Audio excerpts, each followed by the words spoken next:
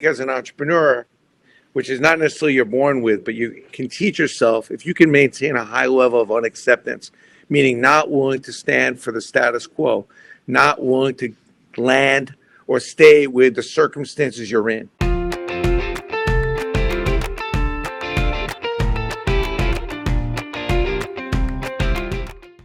Hi, everyone. It's Kara Golden from The Kara Golden Show, and I'm so excited to have my next guest here, Brandon Steiner, on, and very, very thrilled. He is a legendary entrepreneur, and I think it's so applicable for what's going on in the world right now around sports memorabilia and sports marketing. And he has really, really done some incredible stuff. You may know him from his current company, which is he's the current founder and CEO of Collectible Exchange and the Steiner Agency, but he's also going to talk to us and give us a little preview to something that is just launching. So we're very, very thrilled and exciting. So welcome, Brandon. Hi, Kara. How are you? People know me formerly of Steiner Sports, Steiner, Brandon, but Steiner's not with Steiner anymore. Long story, but I'm a serial entrepreneur back, feel like I'm 20 years old again, starting my new Collectible Exchange and then this new company, which we'll talk about, which I haven't talked about yet, but we're launching right at the beginning of April, and very disruptive and just very excited to be a young entrepreneur again. I think if there's anything I've learned, is that your future is never fixed and that it's never, ever age discriminatory when it comes to dreaming. I love that. A lot that. of people think dreaming's for young people. And I've made a living off dreaming. I'm a crazy OCD, ADHD, yes, but a crazy dreamer. And I never move ahead on something unless I've dreamt it out. And this is something I've been dreaming about for about 4 or 5 years. And what's crazy is I'm putting it into play. It's just so exciting to still be able to create that kind of process and craziness, which is what you do when you're an entrepreneur, and then putting it into place and making it happen. It's cool. So it's interesting. I just launched a book back in the end of October, and I've been interviewed for a bunch for that.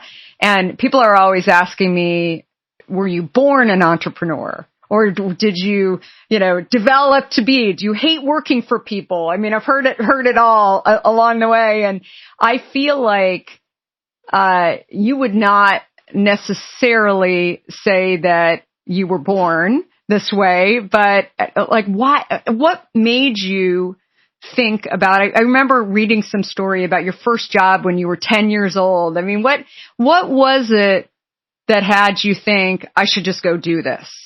Well, I think everything comes down and it really doesn't matter where you are. It just matters what you're willing to accept.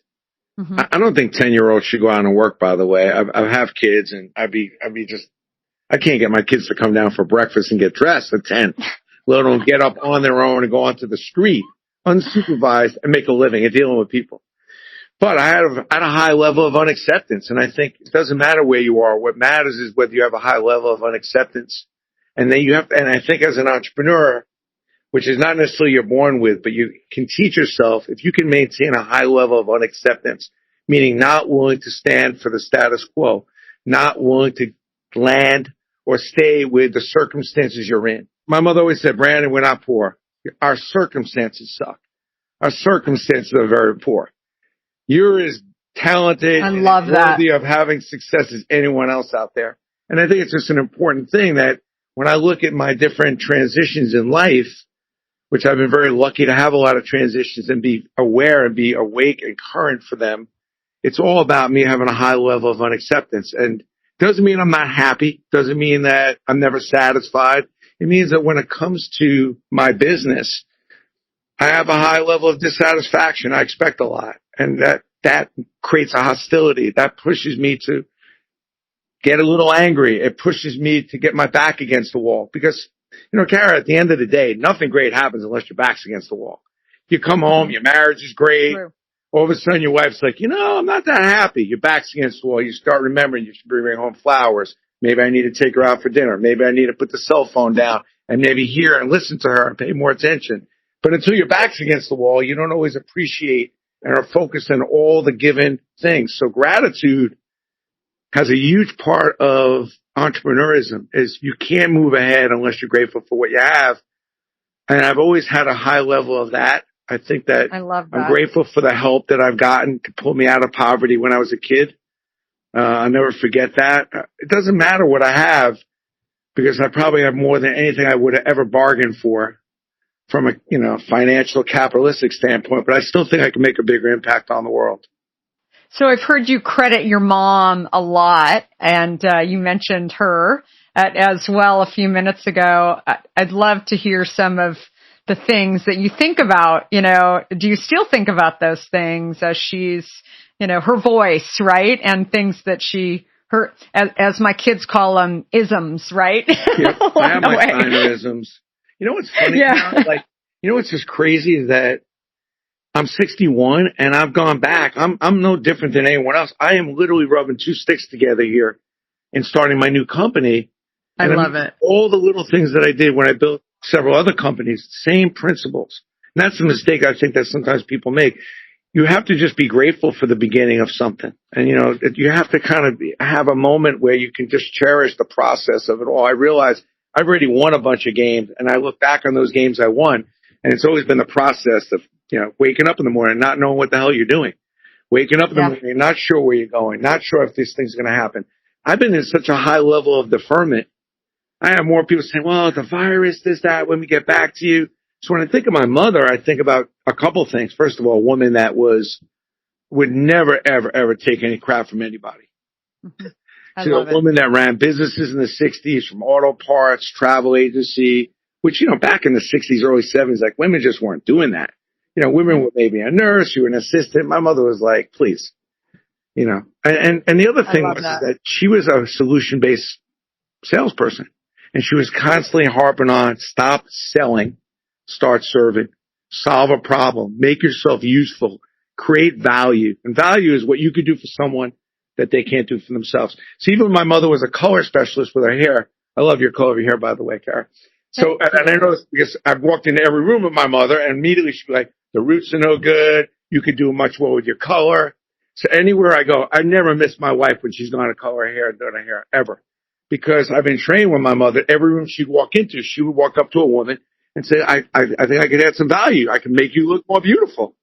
And she would tell you what to do with her roots, stems, and all that. So my mother was a big stop selling, start solving, be a solution-based person. Don't just go to someone trying to sell them something that other people can also sell the same thing. Differentiate yourself. And it's a very valuable lesson to learn at 10 and 12 to be able to take that kind of thinking.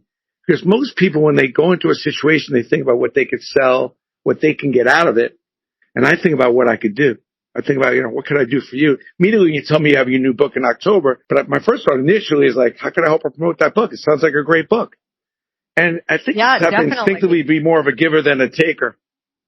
Yeah. And that was my whole purpose, by the way, for writing this book. I mean, something I talk about is people are like, you were a journalism major. Did you always know that you wanted to write a book? And I'm like, no. I mean, this was my journal. Yeah. And it was more because nobody sort of understood when I was starting my company Hint, nobody really understood all of the things that I understood because I was ahead. I was not only starting a company, but I was starting, and you'll totally appreciate this because you've done this over and over again, a new category.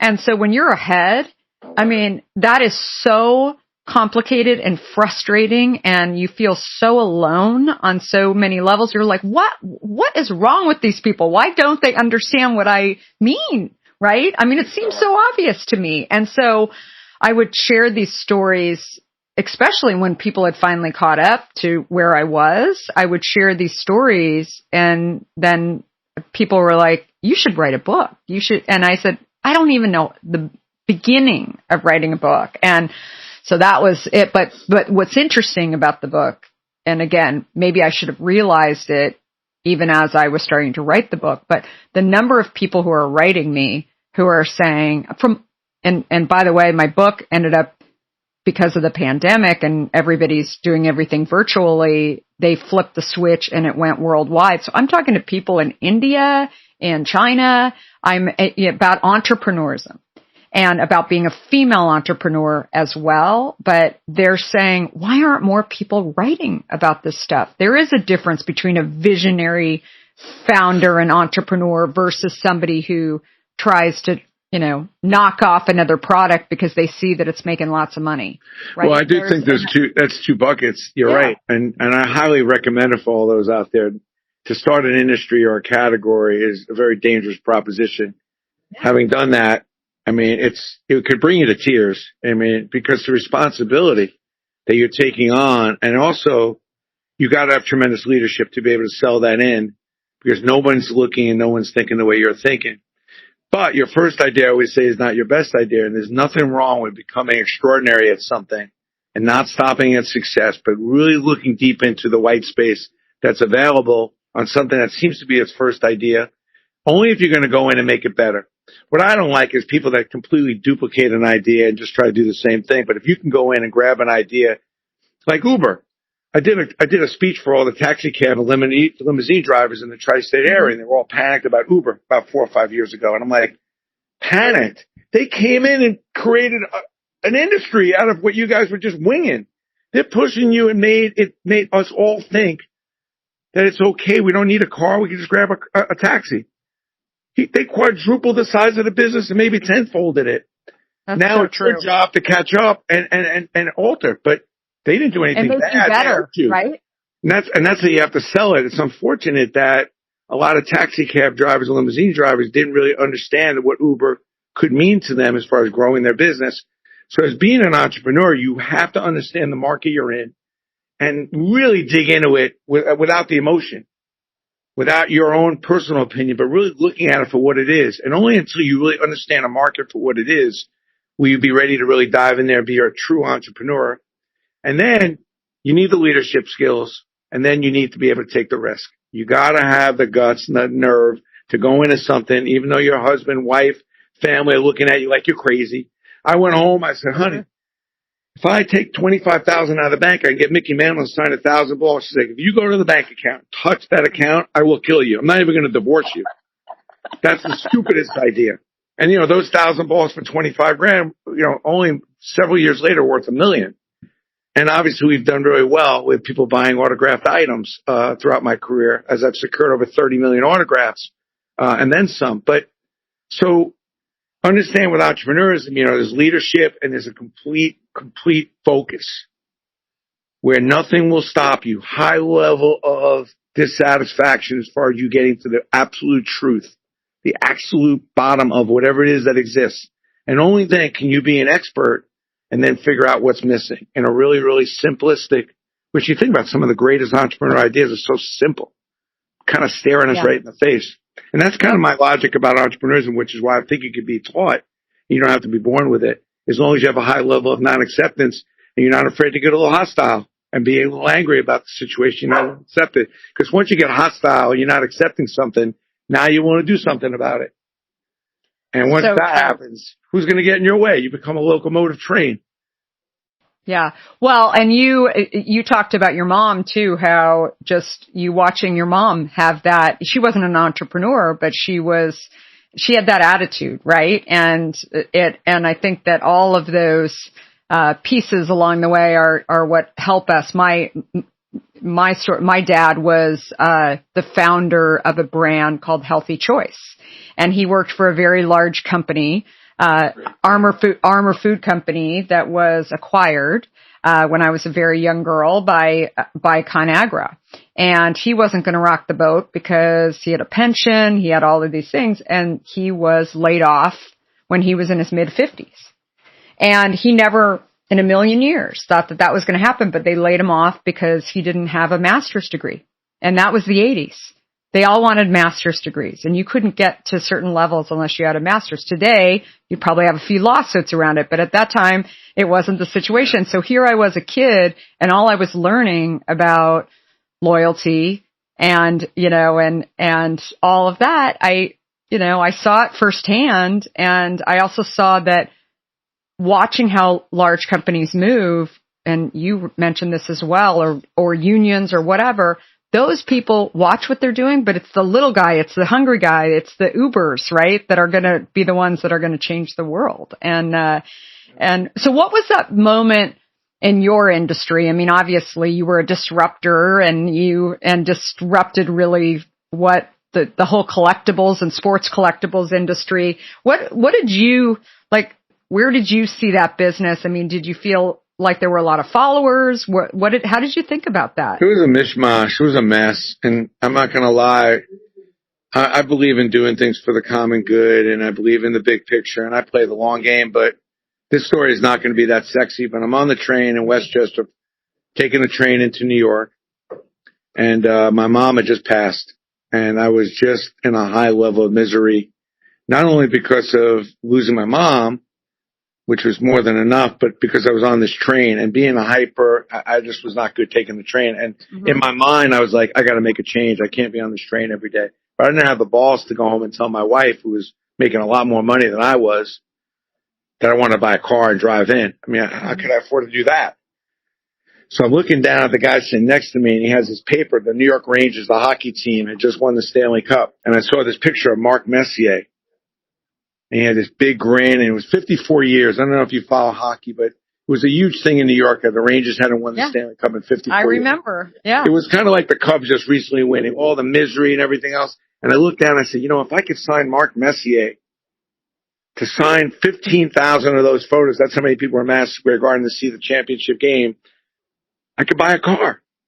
And I tracked Mark down like there was no tomorrow. I wasn't really sure what I was going to do with collectibles. I was marketing a lot of players at the time and still do. And sure enough, I did a deal with Mark. We sold a ton of those photos, and I started Steiner Sports, which was the first really, really big collectible company that really collected. My whole thing was remember the moment. And what's crazy about that story is, I really just started Steiner Collectibles because I wanted to get off the train. It was a money grab. But what's crazy is 3 years later, I'm reading my kid a story, and I'm telling about how this photo of Mark Messier holding the cup is my favorite photo. Mm-hmm. And he fell asleep. He was dead asleep in like 15 seconds. I'm like, I love this story. I'm going to finish telling it even if he's sleeping. And so I finished telling the story to myself. I'm just kind of dreaming it out about why this photo is so important. And I was a big magazine collector. And that's when I came up with Remember the Moment. Because memorabilia is memories. And I figured that every person other than their wife, husband, birth of their kids, they've got a fabulous photo that they cherish in a moment. And I figured maybe in the top 10 of your moments is a sporting event. And if I could figure out what that sporting event was, I'd find the photo, have the athlete sign and sell it to you. And that was our first campaign, Remember the Moment. That's really what put us on the map. So the moral of that story is read your kid a story to sleep. And even if he falls asleep, keep reading the story. Yeah, well, but you really, I think that the other thing that you talk about in that example is reaching across the table, right? To really understand who your consumer is. And I think that it's, that's a really valuable lesson, because so often I hear entrepreneurs kind of talk to themselves about kind of, here's what people want. And I'm like, do they really want that? I don't know. I mean, do you want that? And sometimes people are like, well, this product isn't for me. It's like, it's for someone else out there. And so I just think what you described just now is you have this ability to kind of sit on the other side. For me, Steve Jobs, when I moved from New York out to Silicon Valley, I had one of the first Macintosh computers. And, I wasn't a techie, I wasn't an engineer, but for me, it was this beautiful design.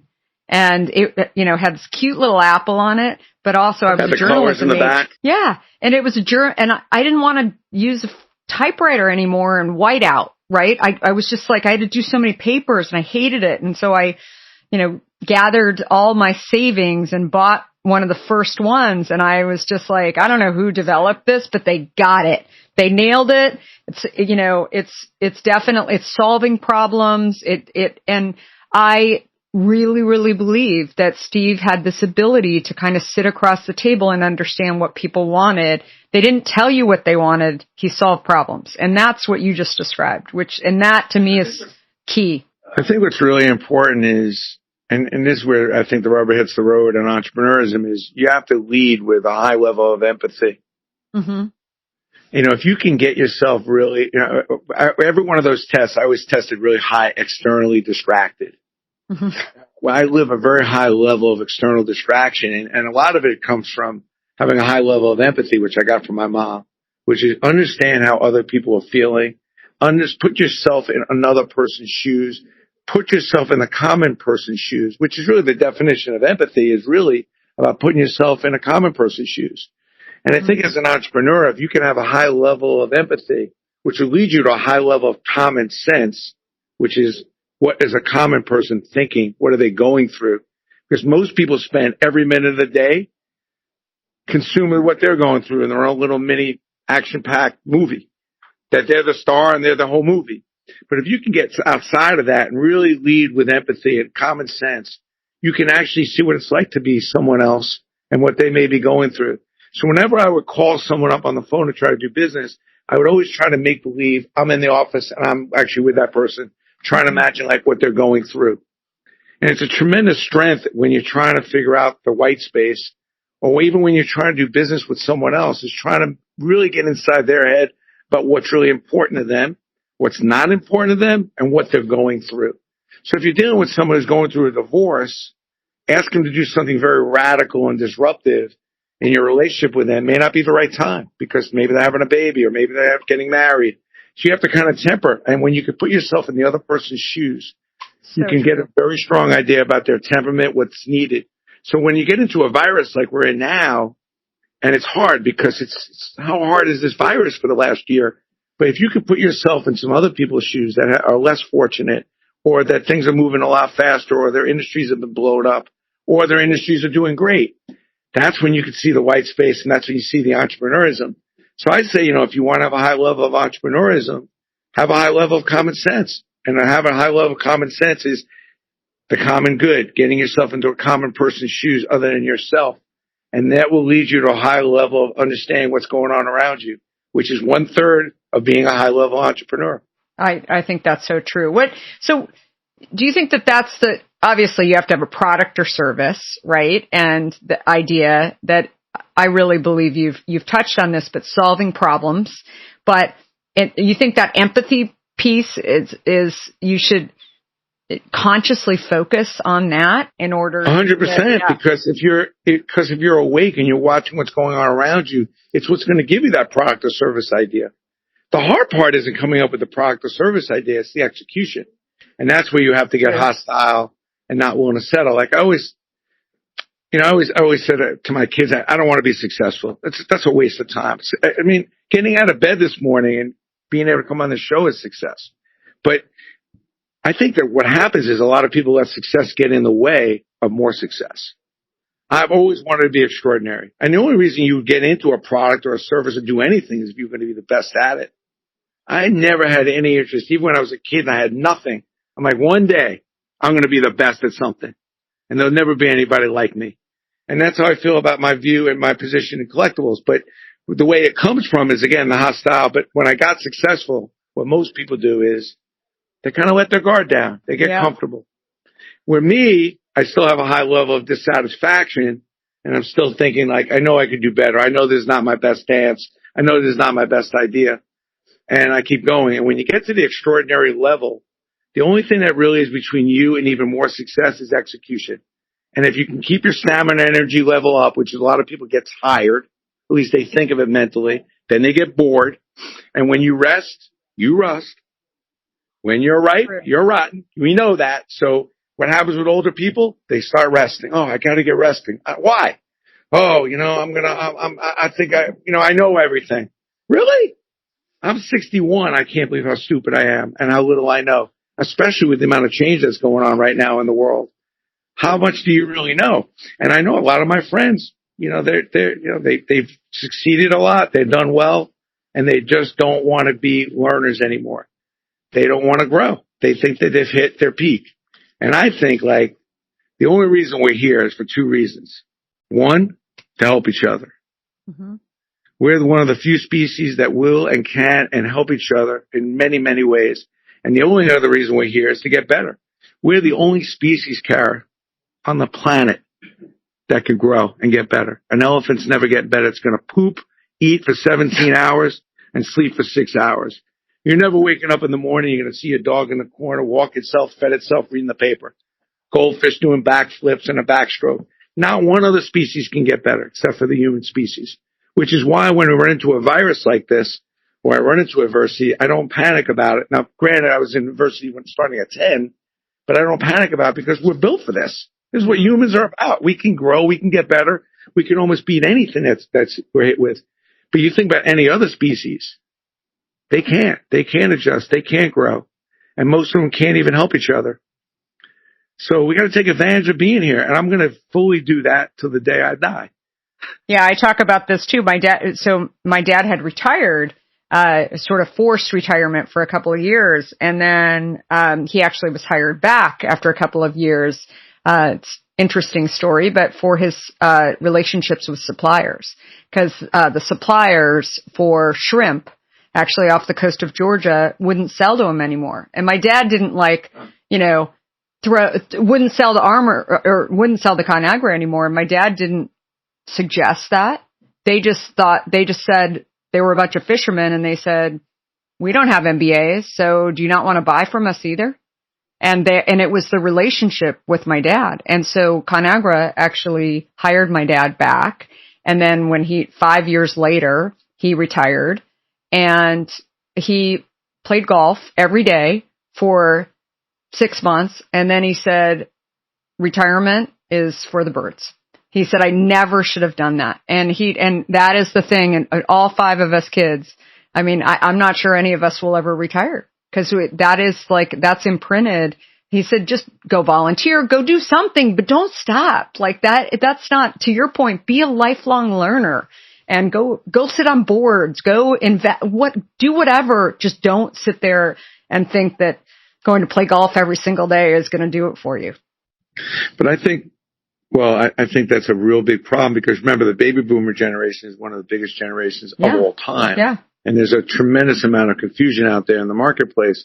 But hey, I mean, the thing is that when you're committed to being extraordinary, you want to be the best at whatever it is you're doing. You don't become the best and put that kind of commitment and grind in so that one day you don't have to do it. Mm-hmm. Tom Brady is one of the greatest quarterbacks of all time. He doesn't get up in the morning and say, if I keep playing this well, one day I won't have to do this anymore. Totally. The great surgeon who's, you wait 6 months to go see, he's not waking up in the morning going, one day if I do enough operations, I won't have to do this anymore. He's figuring out how to even get better. One more thing to save some lives. And I think that's how you have to look at your career. Is you have to look at your career is how can I get better? How can I do more? And how can I be the best that ever was? And when you have that kind of mindset, whether it's your bus driver, and when you've had bus drivers like, man, I miss that guy driving that bus. He was the best. It's fun. Never was late. Pop, pop, pop. It's like, what moves me is when I just see people that are extraordinary, whatever they're doing. Yeah. And I wish more people would understand the joy. And that's what I was going to add to what you said too, is that they enjoy what they're doing, no matter what. It's just because when you're the best, everything that comes with being the best is just phenomenal. And it opens up so many other doors too, because people notice you. Not that people don't notice you when you're successful, but you always remember and always notice the extraordinary people, the people that are the best that ever was. And it just opens up so many other doors of so many fun other things to do once you've reached or close to getting a place of extraordinary. I love that. And that's what I've really tried to impress upon people is don't stop at success. Don't. Keep going. Yeah. It's a label that I think is in some ways, it is like a wall, right? It's like then when more people start saying, oh, Brandon, you've been so successful. It's like, okay, but can I still go do stuff? Yeah. People always ask me, like, why do you keep going? Like, why are you working still? And it's a fair question. I mean, I've done well. And believe me, it was very difficult these last couple of years to think about whether I want to get back in the grind and whether I want to go back into, starting something from scratch. But, at the end of the day, it's like, why not? A few more things. First of all, if you have not read Brandon's book, You've Got to Have Balls, it is an excellent book that I had a chance to grab before I was interviewing you, and so many great tips that you've mentioned a few of them on our show today, but just excellent book. Well, that book really should be called Everything I Learned from My Mother. And I made a ton of money. When I see my mom up in heaven, first thing she's going to say is, where's my cut? can't believe you took everything what I told you and made that much money off of it, and I want something from it. But I'm proud of you. Well, Brandon, you and I have not talked before, but something that I have 2 girls and 2 boys, and something that I always share with, a couple of things that I share with people. First of all, my boys still like me, which is they're 18 and 15, and they still, my 18-year-old still calls me and wants, get my opinions on stuff, which I'm happy about, and my husband as well. But I always say that the greatest guys are the ones that actually talk about their mom, or talk about their sister, or... Well, my wife, too, is an accountability. Yeah, or their wives. I married an incredible woman, too. Who's a lot smarter than me, which is a problem when, your wife is right 99 times. But every now and then I pop in, I'm right. I married a really smart woman on top of, make matters worse. But, for me, I think parenting is such an important thing. And in my last book, Living on Purpose, I've written 3 books, by the way. If you do nothing else, buy that book and read the parenting chapter, which is like, I wake up one day and I'm like, all my life, I just wanted to be a great parent and be a great husband. Mm-hmm. And I reached a lot of financial success, but I'm like, if my kids rank me, I think maybe I get like a 6 or a 7. I think I asked my daughter to rank me on a scale of 1 to 10 as being a parent. And she was like, maybe a 6, maybe a 7, depends on the days. When maybe you could put your phone down a little bit, whatever. And I was like, man, that sucks. I mean, that is just horrible. Like, I always figured I'm going to be a 10. And then I just went on a mad rampage to learn about how to be a better parent, learn how to be a better spouse, learn how to be a better friend. And that's what Living on Purpose is about. It's about not stopping at success, how to get to extraordinary, not feeling guilty about your success, but feeling good about it so that you can do more good. And then also like how to get all the funnels going, family, friends, faith. And so I love that book. I mean, I get several page letters from people. What's the name of it? I have not read that one yet. Living on Purpose. Okay. I mean, if you do nothing else, live to read the 1 chapter on parenting. I love it. I'm a very, very unusual parent coming from the way I was parented, but there's so many great parenting stories in there that you can definitely steal and utilize. And I think that there's nothing more important in the world than being a good parent and being on top of things as far as a parent. So it's the hardest job on the planet. So I'm very proud of that book and proud of my kids. They keep me, I get no extra props and no extra credit. They keep me straight. They call me on everything. I love it. And we have incredible battles over thoughts and theories about success, about being a good person and that kind of stuff. And it's phenomenal. I love the adults my kids have turned out to be. I give my wife most of that credit, but I take a little bit of credit. I absolutely love it. So the new business that you're launching, can you share? Collectible Exchange, the new business I started this past year, is like an eBay. Because eBay is terrible for collectibles. And this really keeps the high level of authentication, high proprietary, cool items, and you can go buy and sell from each other. The new site I'm launching in right at the beginning of April is called Athlete Direct. And now you can go onto this site. It's a sister site to Collectible Exchange, where only athletes, coaches are on the site. You have to be a professional, former college player or coach, and you can actually buy directly from these players. Oh, that's amazing. Their products, their game worn, their game issued, their autographs, and then all kinds of private label. What I know you're going to love, Kara, is that I've been dying to do a whole line of women collectibles and licensed products because I hear my mother in my ear, and certainly my daughter, who's always saying, Dad, you haven't done enough for women. Because this women's organization honored me a few years ago and asked my daughter to give me the award. I said, no, you need to refuse that award. You haven't done enough. Do not take that award. You haven't done enough. Do more, and I'll give you the award. Really pissed me off, but she was right. So I was thinking, I'm going to put a whole collectible line of licensed autographs and all kinds of products around all these great women players.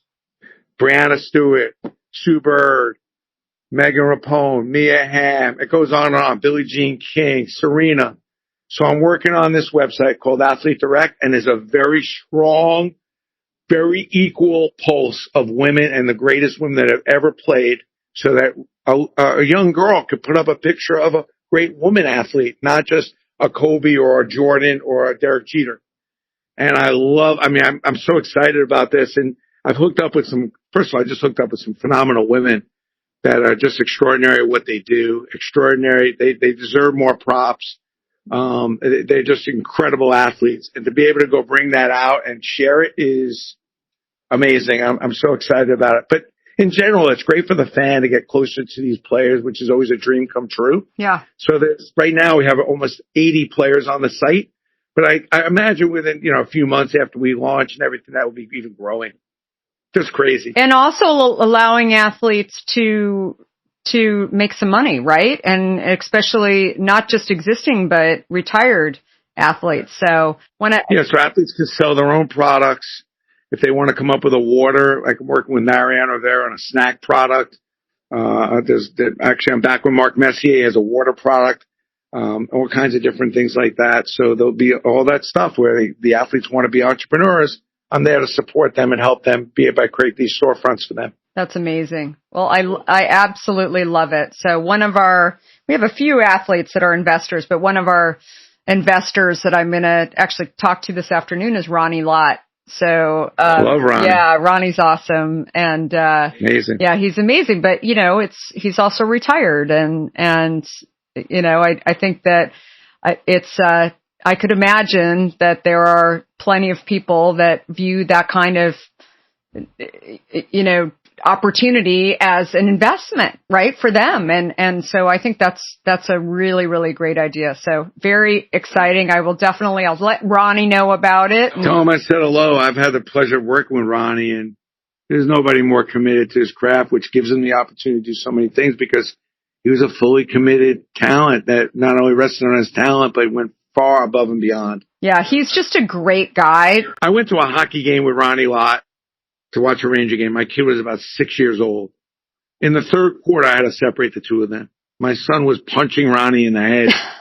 With all his force. And I said, I love this guy. He just got on my son's level, and the two of them, the game's going on, they're just beating each other up in the middle of Madison Square Garden. It's crazy. Well, he is just, it's really, yeah. I mean, it's interesting. I remember, I'll never forget, I had dinner with Ronnie and his wife, Karen, who's also super lovely, a few years ago. And we were in San Francisco in a restaurant, and all these people kept walking up to him and talking to him. And he's such a nice guy, and he didn't want to say anything. And then after a while, he stood up and he was like, Kara is the most important person. And we weren't talking business. I didn't care at all. And he understands what's across the table. Right. And he understands sort of everything even that we were talking about. And he's like this in business too. I mean, he doesn't pretend to know about my business, but he takes interest, and he always wants to be helpful, and he's grateful for being involved as well. And just these things about him are just, super lovely. And anyway, he's great. So I will definitely let him know. I will be remiss in, not talking to you about the Everything Bagel. You have to share the story because, it was when I was doing some research on you. First of all, my husband is a New Yorker, from Scarsdale.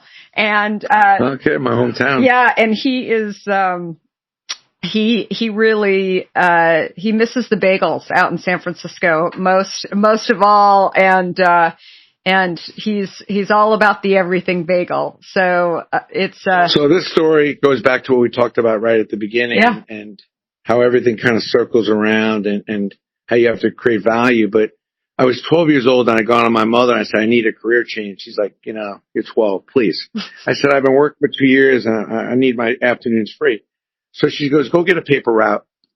You can work in the mornings and you'll be free in the afternoons and on the weekends instead of working all weekend and after school. So I go get the paper route, and that's how I go back to the woman who, I decided to add value by giving her milk and bagels.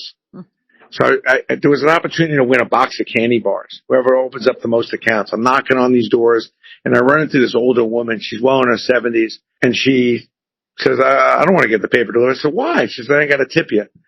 So I go back to the woman's house about a week later because I'm so frustrated. My mother said, stop selling, start solving, be a solution-based salesperson, serve people. Don't expect people to buy the same thing someone else is selling. So I'm knocking on these doors. I'm going crazy. And I go back to this woman. She says, Sonny, I told you I don't want to get the paper delivered. I said, man, torrential downpour, snowstorm, sleet, heat wave. A woman such as yourself should not be out. I'll get you milk and bagels every Wednesday and Sunday. And if you need anything else, if the weather's bad, I'll get there. You would do that for me? I said, I was concerned. The woman not only gets the paper from me, but turns the entire neighborhood on to me. I went from 29 dailies to 199 dailies. So the first thing I'd say to anybody listening is, are you really listening to your customers? And are you a really true solution-based person? Because when you are authentic about it, your business is going to blow up. Yeah. But anyway, so every morning I'm picking up bagels, milk, and I stop by this bagel factory, which is a block from my house. Is how I thought of the idea. And in those days, there weren't a lot of bagel places. This is like 1972. Finally, one morning, this guy Lou, who owns the bagel store, says, look, would you be interested in coming in a little earlier, helping us bake? We're baking for the routes for the supermarket. This is in Brooklyn, right? Yeah. It's Kings Highway, Ocean Parkway. Yeah, okay. I said, so you want me to wake up at 4 a.m, bake bagels for about 3.5 hours, then go deliver my newspapers? I said, sure, of course I'd do that. I was 12. I'm delivering the newspapers. I'm waking up 4 a.m, and finally I was going to quit because I was like falling asleep in school. And the guy says, look, I have a night baker job open for you. I'm going to give you $1.50 now. I'm going to give you a raise. I'm baking bagels. I'm bored out of my mind because I was used to baking hundreds and thousands of bagels in the morning. At night, it was just baking for a few of the customers that come in. And I was just trying all these different seasonings and all these different things. And then, onions and salt and garlic and all kinds of different things. And finally, one day I was playing around with all these different seasonings. I took all the seasonings, I threw it on the bagel. And that's how we came up with the everything bagel at night. It started from just, the newspaper route to the learning how to bake and make bagels, which I could still go into a bagel factory and show them how to make a real bagel because we were still doing it by hand and everything else, which is kind of a lost art. And really there's an art to really baking the bagel properly. It's one of the most difficult breads to make, which is what people don't realize. And it's also one of the most difficult breads to digest, which is why I stay away from those because there are tons of calories in them. But when you bake a bagel properly, which is very difficult, because of the humidity and it goes through 5 temperature changes, it gets a little complicated to make the perfect bagel, which is why your husband gets frustrated. It takes somebody who actually cares and really is thinking about what they're doing. And it's the lye too, right? What's the ingredient in the water? Well, it's the water. Some people bake them with molasses, which makes it really interesting. But what happens is when you bake the dough, by the time you mix the dough, it's kind of hot and you gotta be careful about how much that dough poofs. Because then you put it into a refrigerator, stop the poofing, and stabilize it. Then you take it out of the refrigerator, bring it to room temperature. It's another temperature change. And then you put it in boiling water. If you let the bagel poof too much, that's when you get the airy bagel with holes in it. And then when you put it in the boiling water, if you let it sit in there too long, you take it out of the boiling water, you're throwing cold water on it to stabilize it. Then and here's where you get that hard, crispy on the bottom. You're putting them on these planks.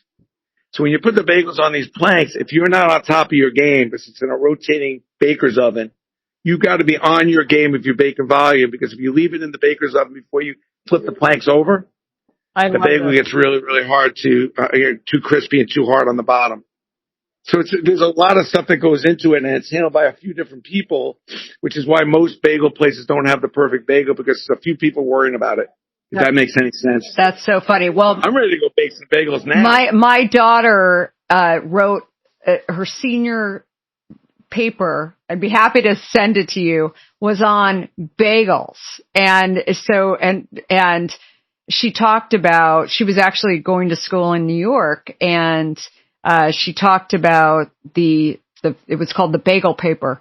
And she actually went into the kitchens of different bagel shops inside all over New York and actually the net of it is it goes back to heritage and all of these, that they believe. Yeah, there's the Montreal bagel, there's the Russian bagel. Yeah, and so she really tied it to it's really about your roots and about kind of where, and anyway, it's really, really interesting. And, what's my husband always says the frozen bagel. Yeah, Lender. Yeah, he thinks that it ruined the bagel. It's like, that's his theory on it. But anyway, I love this episode. How do people find, first of all, your new site? How do people find that? Well, if you go to Collectible Exchange, you get any one of my 3 books for free if you just pay for the shipping. So you don't do anything else. If you're not a collector, whatever, go to the site and pick up a copy of the book.